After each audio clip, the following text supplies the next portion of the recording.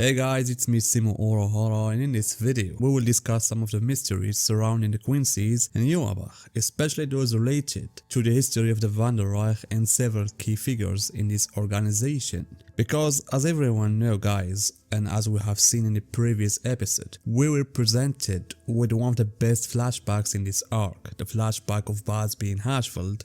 And as you know, the importance of this flashback lies in how it differs from most of the flashbacks we have seen, which were primarily focused on the Shinigami. For example, we had Ishin's flashback, Kyorako's flashback, with Nanao's mother and Okitake's flashback, and even Nemo and Mayuri's flashback.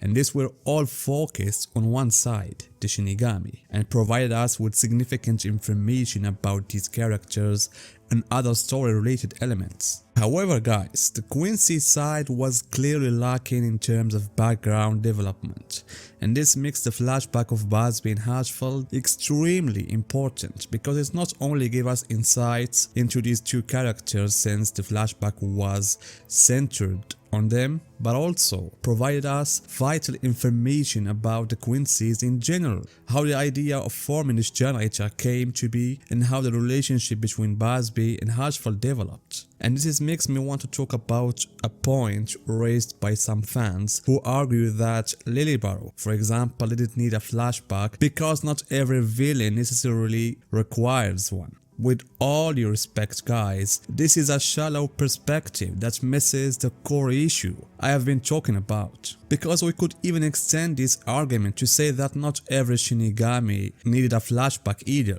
even though they aren't villains in the same sense. Because the purpose of Lilybaro's flashback wouldn't necessarily be to explore whether he's a villain or not, but to uncover some of the mysteries surrounding the Quincy's. For example, when did Lilybaro receive his Schrift, especially since he was the first to be granted one? Was it before or after the events of 1000 years ago? Because let's be realistic here guys, it's impossible to leave everything shrouded in mystery, just as it's equally impossible for Kubo to reveal everything about the Quincy's. However guys, the reality is that we currently don't have enough background information about the Quincy's.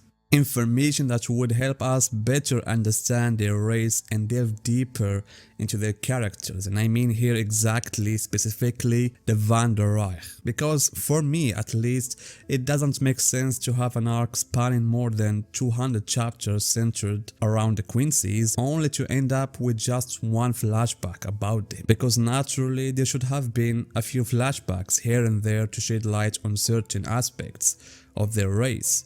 And again, Kubo doesn't need to reveal everything, but at least we should have had a fair amount of knowledge about them. And as I mentioned guys earlier, the friend flashback provided us with answers while still leaving some points shrouded in mystery.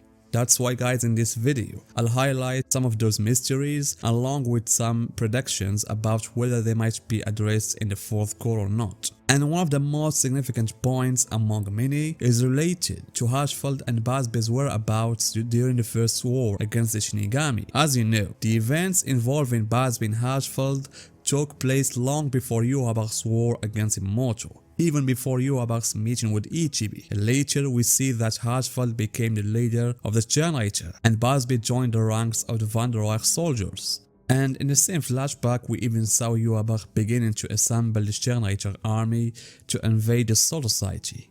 And this raises the question, why didn't Haschwalth, who became the generator leader, participate in that war? And this question doesn't just apply to Haschwalth and Busby, but also to the new female character who was part of Yhwach's royal guard, so to speak. Unlike other characters such Hubert, Alexander, Johann or Argola, who were shown to have participated in that war and were killed by Yamamoto's Bankai, this girl was absent from that time period, and this suggests the possibility that she might still be alive. And as I said, the question remains, where were Haschwalth and Busby during the outbreak of that war? I previously speculated that Yhwach might have foreseen his defeat in the war and deliberately kept Haschwalth away from the first battle between the Shinigami and the Quincy's because he would need him after war to form the core of his new army within the shadows of the Serity. That's why guys, I hope Kubo can explain this in the future.